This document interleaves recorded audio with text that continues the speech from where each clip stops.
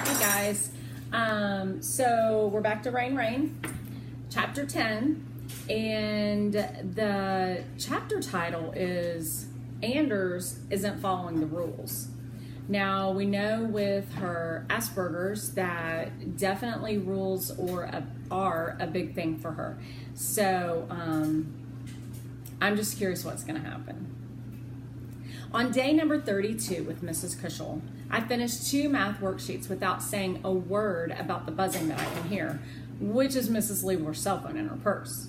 When I saw the last problem, I turned to Mrs. Lieber and she says, "Excellent, Rose. You have focused very well today."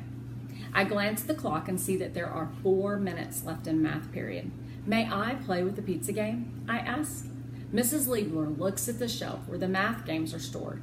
"Someone else is playing with it," she says. "It isn't on the shelf.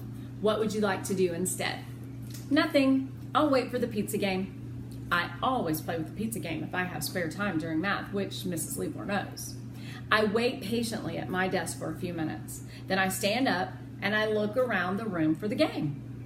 "There it is!" I cry. "Mrs. Lieber, it's on Anders' desk and he isn't playing with it. He's talking to Martin."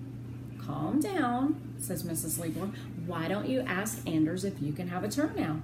"He was supposed to put it back on the shelf if he wasn't using it." I point to Mrs. Cushel's rules, the ones posted by the door. "Look, rule number 6. All games, supplies, art materials, and books must be returned to their proper places when not in use. He broke the rule." "I don't think he broke it on purpose," says Mrs. Lieber. "He should have a consequence," I say. Mrs. Cushel will talk to him about that later. Anders is watching me now.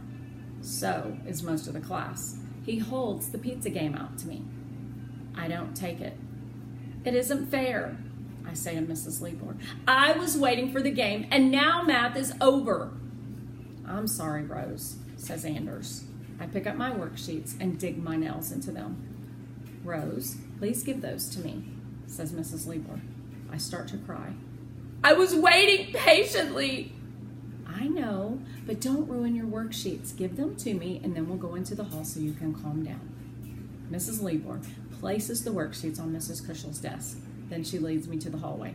As we go out the door, I jab my finger at the list of rules. "Number 6!" I cry. "Number 6!"